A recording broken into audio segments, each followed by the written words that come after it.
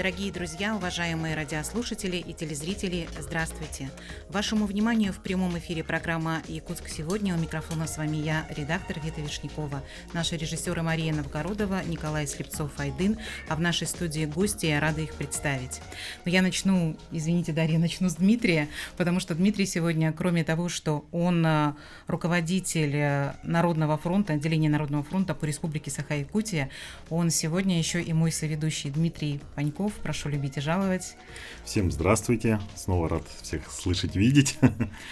Дмитрий, благодарю вас за ту мобильность, которую вы проявили относительно сегодняшнего эфира, и спасибо за его организацию. И, конечно же, я рада представить Дарью Габышеву в нашей студии сегодня, блогер, многодетная мама, и можно бесконечно называть еще статусы Дарьи, но сегодня мы решили ограничиться тем, что она многодетная мама, потому что наш эфир посвящен многодетным семьям, их проблемам и тому, как им помогает эти проблемы решать государство и помогает ли. Из первых уст мы сегодня об этом узнаем. И, наверное, к сегодняшнему эфиру мы можем пригласить родителей, у кого есть дети вообще, и обязательно тех, у кого есть 3 и более ребенка. Вот, бабушек, дедушек, да, ну и тех, наверное, кто планирует свою семью увеличить или вообще планирует создать многодетную семью. Да, ну или те, кто именно столкнулся с какими-то сложностями, трудностями, которые мы хотели, кстати, сегодня и обсудить, вот. И, возможно, даже увести с собой за эфир, чтобы поднять где-то на более каком-то республиканском, наверное, уровне, как Народный фронт, все-таки мы в первую очередь работаем с обращением граждан и, конечно же, мы всегда стараемся, всегда у нас было на повестке защита интересов многодетных семей. Это наш основной приоритет. Это приоритет, в принципе, государства на сегодняшний день. Это повестка Российской Федерации, в первую очередь. Спасибо большое, что вы об этом сказали. И тогда я обязательно напомню нашим слушателям и зрителям телефоны прямого эфира 32 0066 и 32 11 66. Как раз для тех, кто захочет что-то спросить или как-то привлечь внимание к какой-то проблеме. Да, ну и, Дмитрий, с удовольствием передаю штурвал эфира в ваши руки. Спасибо большое, Светлана. Ну, еще раз хочу представить нашу сегодняшнюю гостью. Это не просто красавица, это замечательная гостья, многодетная мама 4 детей, Дарья Габышева. Ее история — это история и о любви, о терпении, о стойкости. Это все то, что, наверное, с чем приходится сталкиваться каждой многодетной маме. Наверное, будем больше все-таки говорить о мамах. Действительно. Ну и, конечно же, мы будем говорить о том, с какими трудностями сталкиваются многодетные семьи в целом в современном мире, какие вопросы остаются на повестке дня у родителей с большим количеством детей, и что могло бы сделать жизнь таких семей чуть проще и комфортнее в наших условиях севера, в тяжелых условиях действительно. Но первый блок, я думаю, мы все-таки посвятим непосредственно Дарье. Я в первый раз сегодня познакомился с ней за эфиром, так сказать, да, и был удивлен. Дарья, прекрасно выглядишь, отличная фигура, и я думаю, это, наверное, первый основной стоп-момент для женщин, которые переживают за свою фигуру и не хотят рожать детей. Вот лайфхак, видимо, какой-то есть, или это генетика, или это муж, который ходил с кнутом и говорил: только попробуй испортить фигуру, ты должна сидеть на диетах и прочее. Пожалуйста, расскажи, как удается совмещать такое количество детей и действительно держать себя в такой форме. Прям 2 копейки вставлю. Если фигура есть, то она есть, да, как пример Дарьи, и 4 детей ничему не помешали. Если фигуры нет, то нет. Светлана, вы себя недооцениваете. Потому что у меня нет детей, но действительно это генетика, я думаю, во-первых, наверное. Вообще нужно сказать, конечно, что генетика играет здесь роль, но я хочу отметить то, что в моем роду есть женщины, чья фигура совершенно разная. И я для себя вывела одну такую формулу. Я считаю, что внешний вид — это привычка. То есть мы изначально формируем привычку как-то выглядеть. И очень часто мы ищем оправдание тому, когда мы выглядим ненадлежащим образом. То есть кто-то говорит: у меня дети, поэтому я не успеваю помыться, там, ну, правда, такие же даже бывают задачи. Женщина говорит: я не успела вообще даже душ принять, собраться, там, у меня дети там отвлекали. Я очень понимаю эту историю. Моему сыну, младшему ребенку, будет год в пятницу. То есть, да, но я также, например, сталкивалась вот после последних родов с тем, что моя фигура видоизменилась. Конечно, безусловно, это происходит. Мы наш женский организм в целом, он такой, да, интересный. Много приходится нам... Как говорят, женщина живет гормонами, да? Да. Это буйство гормонов. Конечно, да, это гормоны. То есть, и мы в любом случае должны за этим следить. То есть всегда должен быть фокус на здоровье. Почему? В первую очередь фокус на здоровье для того, чтобы был правильный, надлежащий внешний вид. Во вторую очередь это здоровье. Или, может, в первую очередь здоровье, потом внешний вид. Потому что мы, мамы, от нашего здоровья, в том числе ментального здоровья, а это гормоны в том числе, все равно это влияет, все вместе связано, влияет то, насколько мы будем выносливы и терпеливы относительно наших детей. То есть, потому что вот сегодня даже, например, утром я там вышла с коляской, выехала в город, я живу в частном доме, да, выехала с коляской, то есть все равно мне нужно где-то что-то там подкатить, куда-то где-то его поднять, то есть в любом случае все физически ты должна быть крепкая и выносливая. Есть еще другие дети, за ними надо убрать там и так далее, то есть все это вместе в совокупности. Но если мы говорим про фигуру, то я реально сфокусировалась на том, чтобы ее сохранить. Для меня, например, это важно. Я хочу выглядеть классной, красивой, подтянутой мамой. И в 40, и в 50, и в 60. И я заявляю это здесь на телевидении, чтобы потом, когда вы меня увидите через какое-то количество лет, я правда ставлю это целью. То есть моя цель — выглядеть хорошо, независимо от возраста.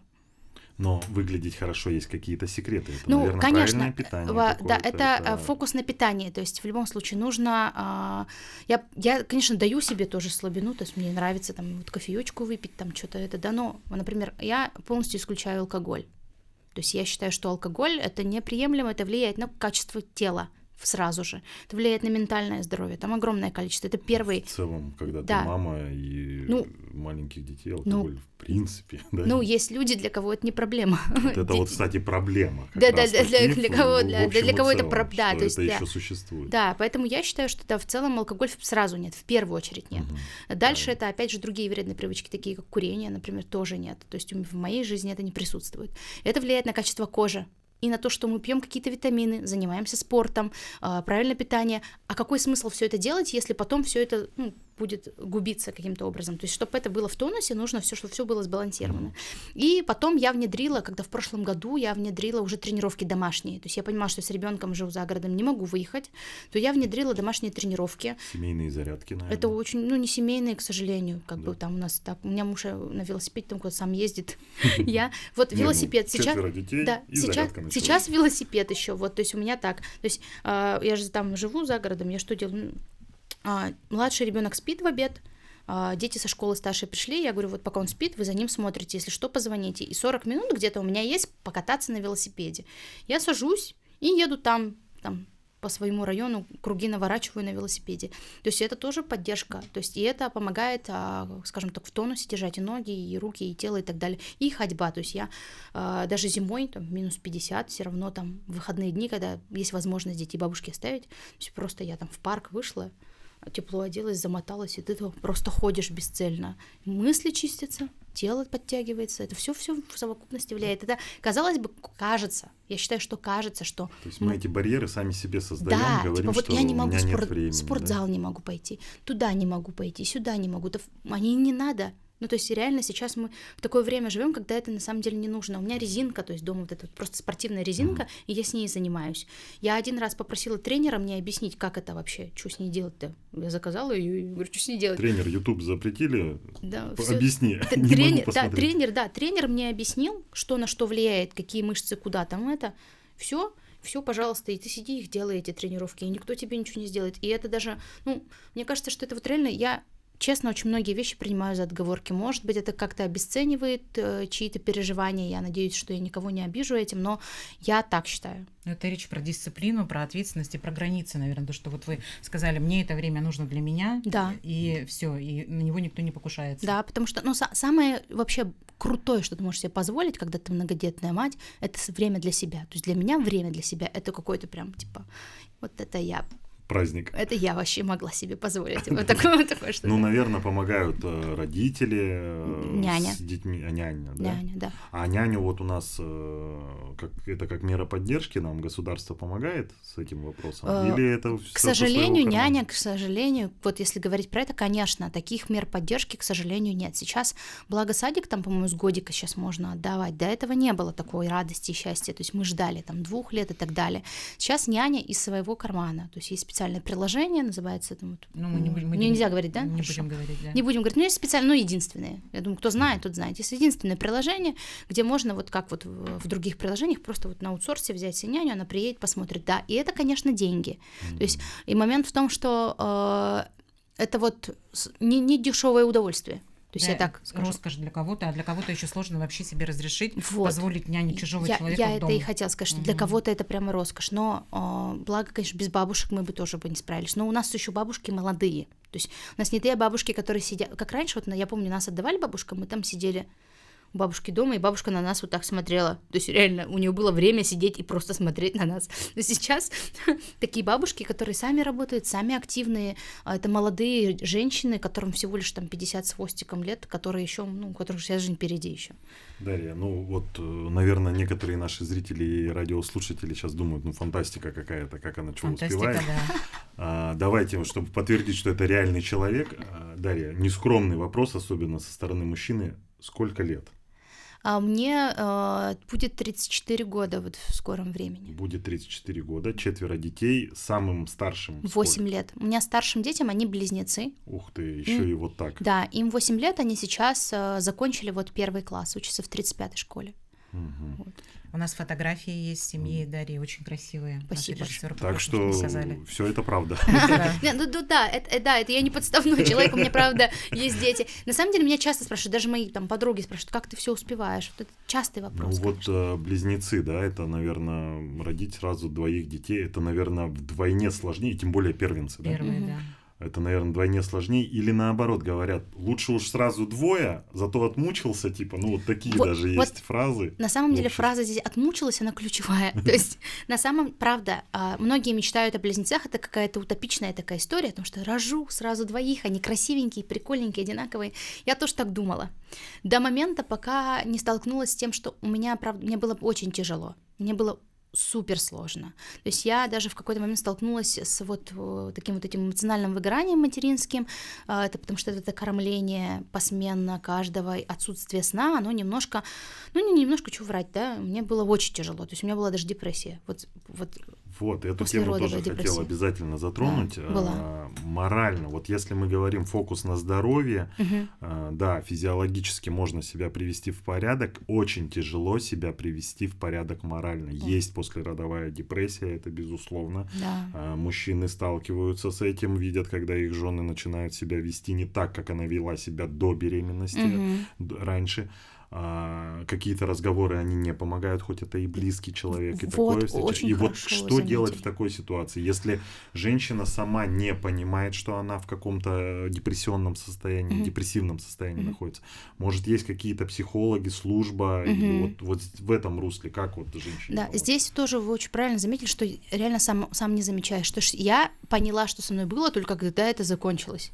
То есть я подумала, ну, то есть, Как оковы какие-то То есть- скинул, да? да, то есть у меня прям вот как вот какая-то я не знаю, какое-то затуманивание, что ли, какое-то, тебе кажется, что весь мир темный, то есть кажется, что все плохо, вот прям вот все плохо, ты плохая, все плохие, и как бы любая поддержка, она воспринимается как какое-то оскорбление в твою сторону, типа, что люди думают, что ты не справишься, там, или еще что-то. И да, тут самое важное на самом деле это близким людям реально заметить это, не обвинять. Вот тут, скорее всего, больше поможет близкое окружение, потому что человек сам не понимает. То есть, и здесь нужно не обвинять и говорить, да, у тебя ничего не получается, или там отвечать на вот эти вот истерики какие-то, или, может, неадекватные состояния человека, подтверждая, да, что с ним все не так. То есть, но при этом оказать помощь и поддержку можно, я думаю, следующим образом. Это вообще лучший способ от депрессии, как оказалось, это свежий воздух. Вот что бы ни говорили, это дешевый, Бесплатный. легальный, да, бесплатный даже легальный способ, когда человеку реально нужен свежий воздух. То есть когда человек может выйти и просто почувствовать, что он свободен. То есть потому что депрессия — это же состояние сжатости вот такой некоторой, да, и когда человек выходит вот так вот, то есть вот эти прогулки, почему я сейчас практикую? Чтобы вот еще раз в такое состояние не впасть, потому что я уже знаю вот так, я лучше буду гулять. И желательно на природе, да? Много и долго, да, я просто уйду, есть же вот эти там, женщина там с 4 детьми ушла гулять в тайгу, и До сих пор не дает о себе знать. да, ну типа 4 месяц назад. Смех и грех, да. Да. Еще один Да. факт, что подтверждение, что очень нужна нянечка. Да, и есть психологическая поддержка поддержки, у нас есть бесплатные психологические центры. Я вот узнавала, что даже есть группа поддержки родителей. Вот так, то есть люди собираются там по средам, по-моему, по средам, то ли по каким-то дням недели, вечерочкам, сидят друг с другом, общаются, просто делясь какими-то своими внутренними переживаниями. И это очень нужно, то есть такое должно быть, и мы должны знать, люди, о том, что это есть, потому что иначе папам даже бывает тяжело, потому что с такой женщиной ты как бы любишь свою жену, да, но ты видишь, что с ней что-то не так, и как бы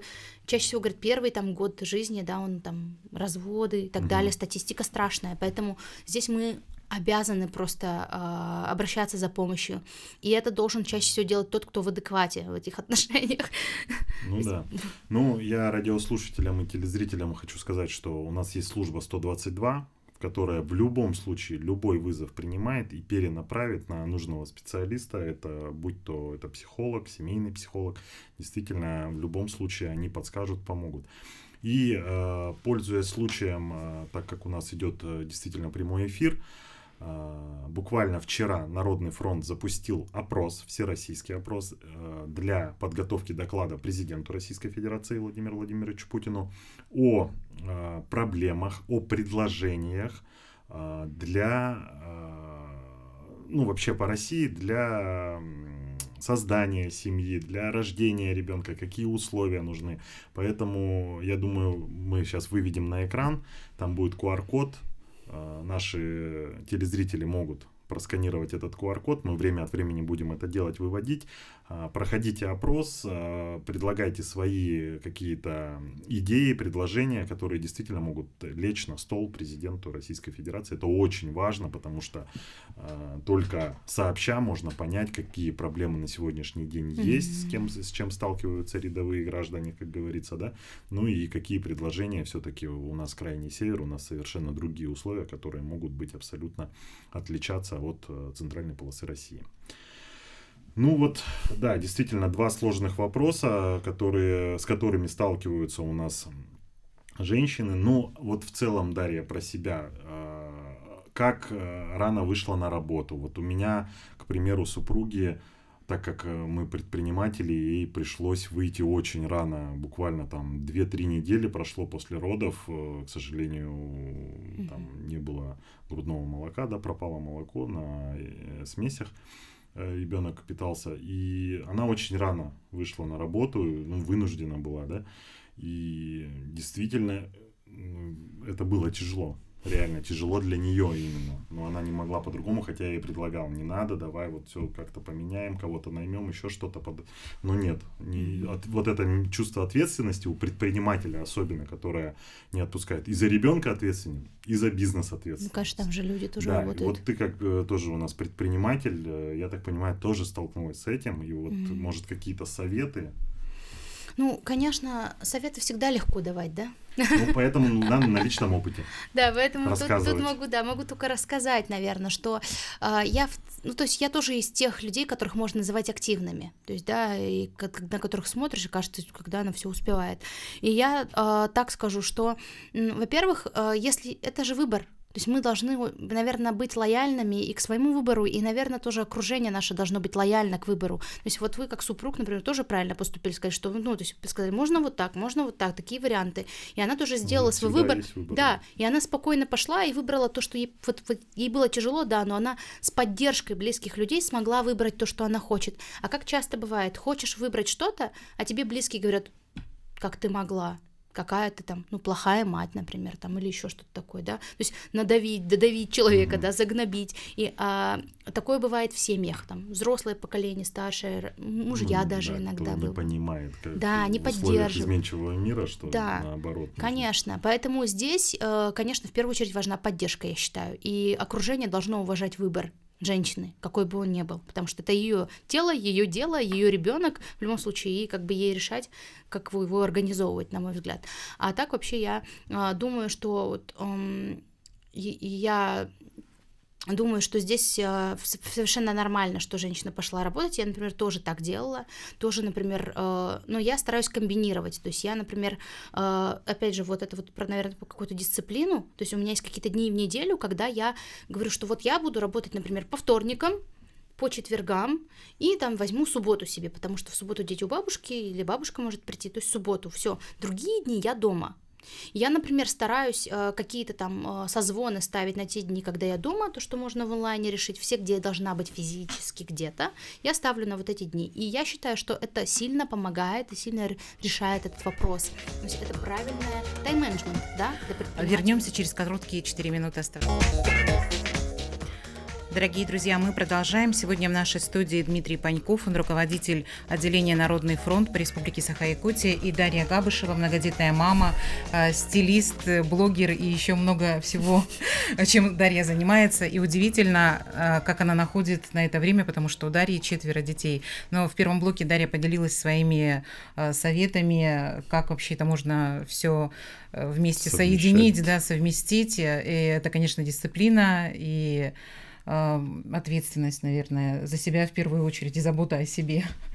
И Дмитрию я благодарна, потому что Дмитрий сегодня мой соведущий, ведет эфир замечательно, профессионально. Спасибо, я вам что очень доверяете. Признательна, да. И хорошо, что вы в первом блоке вспомнили про то, что наши зрители смогут пройти опрос параллельно, являясь нашими зрителями. И у нас есть QR-код, который можно отсканировать и поучаствовать в опросе для многодетных семей. Вот сейчас показывает наш режиссер. Да, совершенно верно. Это ответить на вопросы, чтобы, да? Какие меры необходимы для роста рождаемости и повышения качества жизни многодетным семьям. И как раз-таки второй блок хочется посвятить именно тем вопросам господдержки, которые имеются у нас на сегодняшний день в Республике Саха-Якутия. И как у человека, который практикует, значит, получение помощи от государства, хотелось бы понять, что работает, что не работает, с какими трудностями пришлось столкнуться, что бы хотелось бы, может, где-то поменять. Ну и вот, наверное, начнем с наболевшего все-таки вопроса. К сожалению, он у нас есть, обсуждается. Это участки для многодетных семей. Перебью, вот мы продолжим с этого вопроса. У нас просто есть слушатель или зритель на телефоне. Наушники можно поднести к уху и послушаем вопрос. Алло, здравствуйте. Добрый день. Добрый день. Здравствуйте, представьтесь, пожалуйста. Это Семенов, Хангаласская область.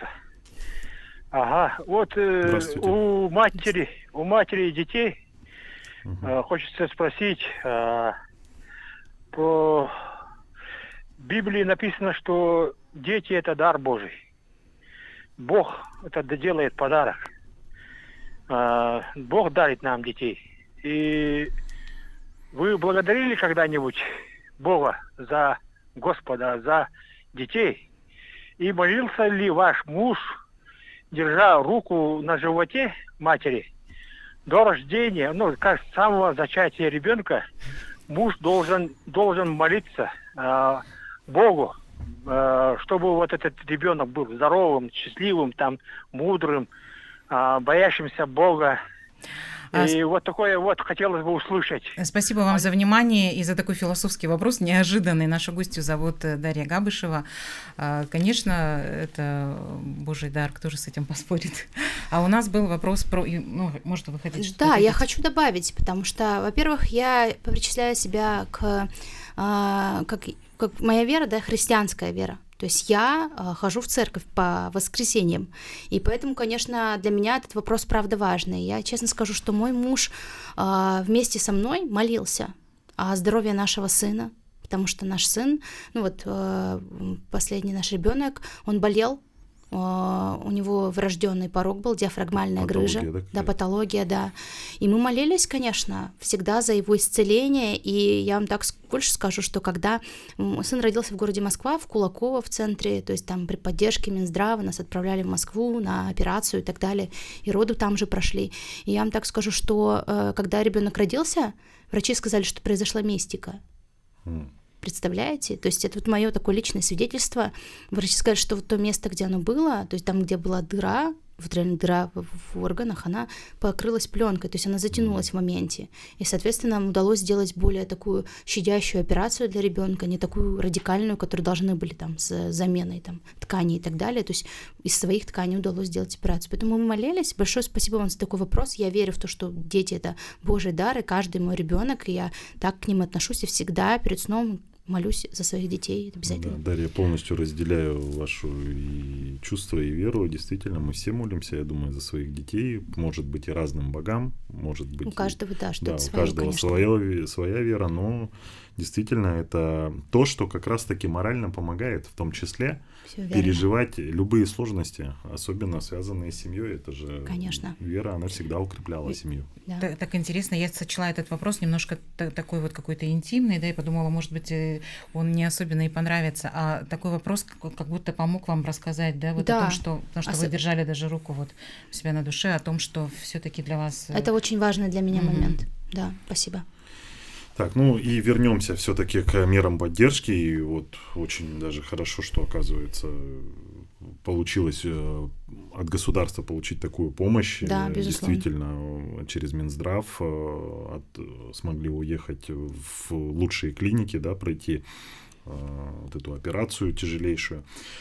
Ну вот вернемся к мерам поддержки. Одна из мер поддержки – это участок для многодетных семей. К сожалению, у нас в городе Якутске сложилась большая очередь, потому что земли в таких объемах не хватает, которая была бы обвита инфраструктурой, так сказать, потому что участки, согласно закону, должны передаваться с подведенной инфраструктурой.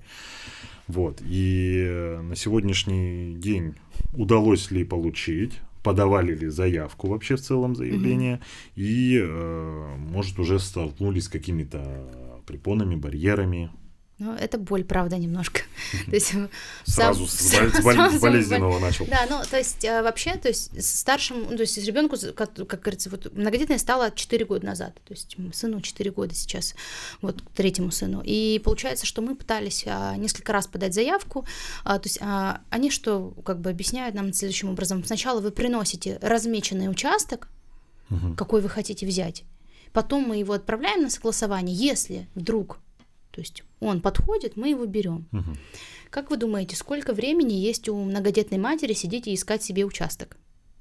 Ну, то есть вообще... Ну, с вашим тайм-менеджментом, я так понимаю, что есть. Да, но, знаете, я честно признаюсь, что в некоторых вот таких бюрократических вопросах я не такая разборчивая. Я думаю, что большинство населения... Есть, конечно, наверное, люди, которые как-то вот легко, быстро ориентируются. Я, к сожалению, в бюрократии, вот в этих моментах, что мне нужно где-то... Я сразу, а куда мне пойти? И мне говорят, там есть на сайте. Вот на сайт зайдете и ищите себе там участок. А я, честно, физически, вот я, когда мне сказали идти искать, я прям подумала, это мне надо, да? На кадастровой карте надо было искать. Котомочку взять, пойти куда-то искать. Да, то есть они мне сказали, говорят, вот там есть какой-то сайт, вот там зайдете, ищите себе участок. Как минимум это нужно делать с супругом, потому что нужно посоветоваться, а то выберите себе где-нибудь за пределами города Якутска. А я вообще Якутска, даже не понимаю, то есть какие там критерии не объясняют. То есть в моменте там мало вообще, вот что-то вы сейчас объяснили, там вот этого всего никто не объясняет. Я думаю, ладно, хорошо. Потом, в общем, с этим моментом я потом уже увидела, что людям каким-то начали выдавать участки. Потом поняла, что это вообще те люди, чьи дети уже там, ну, очень уже выросли. Я думаю, что вообще система выдачи участков, на мой взгляд, она усложнена тем, что на человека возлагается вот эта ответственность пойти еще и искать его. Ну, то есть переложенная часть ответственности. Да, то есть я думаю, конечно, если бы, наверное, это бы так не делали, еще больше бы людей. Я понимаю, что это как-то нас немножко оттянуть от того, чтобы мы не подали лишний раз заявку. Отфильтровать, да? Да, отфильтровать. Плюс я знаю, еще есть такая история о том, что если человек в разводе, да, вот, то есть что нужно получить документ от бывшего супруга, то есть, да, о том, что он не имеет никакого желания и не претендует на данный участок. То есть человек должен тоже свое время потратить, написать какие-то документы, хотя этот человек может даже не являться многодетным, но почему-то он тоже должен поучаствовать в этой системе. То есть и по факту участок, ну, как я думала, что как бы рассчитан на ребенка, получает конкретно ребенок, но почему-то бывший муж даже не того ребенка, как бы чьим отцом он не является, он все равно должен написать, что он не претендует. Это очень странная какая-то система. Я до сих пор не понимаю, зачем это нужно, но думаю, может, это опять же для того, чтобы как-то немножко людей отбить желание демотивировать. Ну, потому что это, скорее всего, право в общем семьи, и на тот момент, и, в принципе, семья, она определяется, как у нас по Конституции, мама и папа. Да. Вот. Поэтому у папы, видимо, тоже спрашивают. Ну, это папу других детей, не того ребенка, который вот на которого как бы участок выдают. Даже, ну, то есть немножко так вот, потому что с материнским капиталом, например, такой истории нет. То есть если ты хочешь, например, его реализовать, не нужно спрашивать там условно бывшего мужа или бывшую кого-то. То есть таких задач нет. А вот именно с участком это есть. То есть поэтому я думаю, что вообще в целом какого-то нет единого, как я понимаю, вот этого реестра, то есть ты зашел, чтобы там какой-то список вот этих участков именно для многодетных, то есть не каких-то просто в целом участков, где ты из них должен найти какой-то, который нужен, а в целом. Ну, проблема, видимо, заключается в том, что в принципе этих участков не хватает. Если бы была действительно бы список кадастровых номеров участков, которые можно было бы выбрать, все было бы легче. Да, я думаю, что когда-нибудь со временем мы к этому придем. Действительно, есть сложности, которые связаны с федеральными землями. Лесной фонд мы не можем так просто передать многодетным, потому что это федеральная земля, муниципалитет распорядиться не может. Там очень много тоже своих подводных камней. Так в итоге не удалось, да, Нет, получить? мне даже не удалось подать заявку, я пыталась несколько раз, они мне сказали, что вот пока вы не найдете себе участок, вы, ну, то есть даже не не приходите, заявку. так и сказали, зачем вы время тратите, не приходите, я такая, ну, спасибо, и все, и получается ребенку 4 года, все, я трижды пыталась, и так. Хорошо, ну, а вот затронули тут краем, так сказать, тему материнского капитала, вот пособия, выплаты, связанные с многодетностью. Расскажите подробнее, может, какие-то тоже советы, лайфхаки, где-то, возможно, с трудностями столкнулись? Ну, поскольку мои дети старшие родились, получается, в 2017 году, тогда у нас был только материнский капитал на второго ребенка. То есть другого, никакого-то таких других мер поддержки не было. И пособия там, конечно, тоже были другие. То есть после 2020 года многое изменилось, то есть как бы пособия стали выше, то есть появились какие-то внутри республики появились пособия. То есть мы, да, были активными пользователями пособий до недавнего времени. Сейчас мы как бы этой мерой поддержки не пользуемся, ну, потому что, то есть нам как бы нам и не надо, условно, да. Но до этого времени, когда, то есть вот был нужда такая была, чтобы пользоваться, и это была большая, существенно большая сумма, честно скажу, там порядком 70 с чем-то тысяч получалось только на троих детей. Да, только пособий, как полноценная зарплата, ну, матери, я считаю, то есть за то, что ну, ты как бы сидишь дома, воспитываешь детей. Ну, а так как вы оба работающие родители, да, вы оба официальный заработок имеете, да, у вас превышает... Да, сейчас уже, да, сейчас немножко, да, вот все вот эти требования, нормы, конечно, там никто не высчитывает момент в то, что у тебя там ипотека, там что-то еще, то есть эти моменты уже никто в учет не берет сейчас. Перебью, у нас еще есть один звонок.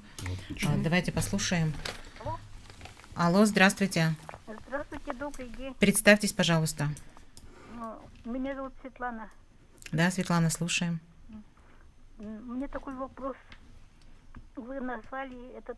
Ну, у меня вопрос к Народному фронту. Да, слушаю. Ага. И Дмитрию, да? Да. Вы назвали номер автомата, а он никогда не... Там можно целый день крутить, ничего не добиться. А вы про номер 122 имеете в виду? Стационарный телефон. Ага. Просто по шестизначный есть, нет? А там, может, какие-то еще дополнительные цифры набираются или нет? 122 и все, и просто соединяет. Ну, он соединяет, да. Там автоинформатор, он вас по вопросам перенаправляет по тематике, по рубрике. Нажмите цифру 1, нажмите цифру 2, потом нажимаешь, никто не отвечает, а потом опять надо крутить. Там, может, какая-то альтернатива есть? Куда еще можно? Ну, в принципе, у нас, смотря какой вопрос, как говорится. Если это экстренные службы, то мы все знаем прекрасно 01, 02, 03, 04, да, газовая служба. А у вас с чем был связан вопрос, что вы не могли дозвониться? Для нашей слушательницы мы можем напомнить, что у нас режиссеры показывают QR-код, да, и вы можете по этому QR-коду оставить вот как раз вопрос по своей проблеме, да? Можно, да, будет? Нет, там нельзя будет, но в принципе вопрос понятен. Если у нас действительно перегруз идет по линии 122, я думаю, это звоночек, который необходимо. Спасибо вам, Светлана, что вы об этом сообщили. Мы обязательно передадим властям о том, что есть сложность. Какие-то короткие номера, если мы говорим о психологической помощи или еще что-то, мы сделаем так. Мы подготовим в Народном фронте краткую памятку, которую обязательно выложим в наших социальных сетях.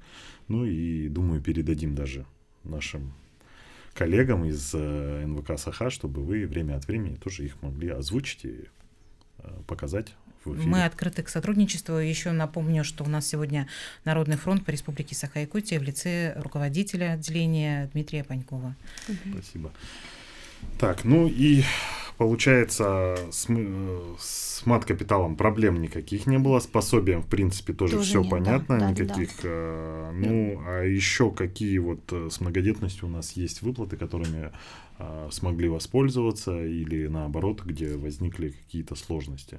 Но если так сейчас сказать, то я честно скажу, что сложности прям не возникло. Есть, наверное, тоже такая личная боль, которой я поделюсь. Это история с подачей документов в онлайне. Да? То есть у нас, казалось бы, мы уже перешли все на цифровизацию, классно, все здорово. Я обычно очень радуюсь этому, да, что я могу зайти на любимое приложение, да, которое у нас уже у всех есть, да, госуслуги, куда мы зашли, раз тыкнули, все. У меня, получается, ребенок родился, нужно свидетельство о рождении туда забить, и казалось бы, все. То есть, оно автоматически его нужно отправить на проверку сейчас. То есть его отправляют на проверку, и какое-то время оно должно провериться, и подтверждение, то есть оно должно быть действительным. То есть, и удивительно, что моему ребенку год, через неделю, я подавала эту проверку раз 6, наверное, уже за этот год, и до сих пор оно не проверилось. А что проверяют-то? Свидетельство о рождении? По всей проверяют? видимости, да. То есть как будто бы... для чего его нужно туда было загрузить? Для того, чтобы просто начать Получать услуги начать. оформить, да. То есть оформить садик, прописку, там. хотя бы прописку ребенку. Кстати, про прописку. Я не могу оформить ребенку прописку просто потому, что свидетельство о рождении не проходит в приложении. Я пошла в паспортный стол, думаю, давайте я у них спрошу, как могу ли я, вот как раньше, в старых доброе время, да? Везде ходить ногами, да? Да, они мне говорят, чтобы вам прописаться, вам нужно получить штамп гражданства. Но штамп гражданства вы должны подать на госуслугах. Соответственно, вы не можете его подать до тех пор, пока... Это вот этот красный штампик, и когда ты хочешь куда-то вылететь с ребенком, тоже теперь требуется вот этот штамп. Обязательно, да. И то есть я тоже должна его получить только через госуслуги. Но если у меня свидетельство о рождении ребенка не прошло, то, соответственно, я и этот штампик получить не могу, и, соответственно, и прописку опять не могу получить. Подожди, как вы побороли-то это? Да. Я еще не поборола эту историю.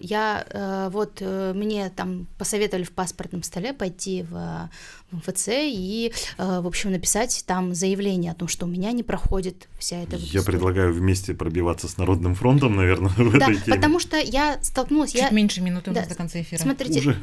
Уже, но я так скажу, что я же человек активный и как бы социально. Я провела опрос. Есть ли люди, у которых такая проблема? И поверьте мне, люди, у которых не проходит свидетельство о рождении, вот там, вот и вообще в целом любой документ не подтверждается, таких людей очень-очень много. И они потом не могут подать... Получить услуги. Да, получить услуги. И, соответственно, то есть системность. Это замкнутый Наша круг, тема. и это неприятно. Какой у нас полезный эфир, потому что сегодня прозвучало много того, что еще требует внимания. Я благодарю вас за то, что вы нашли время сегодня и были в нашей студии. Всем слушателям и зрителям спасибо за внимание. Ну и, конечно, дети — это счастье. Это, наверное, самое большое, да, вот что компенсирует все какие-то невзгоды.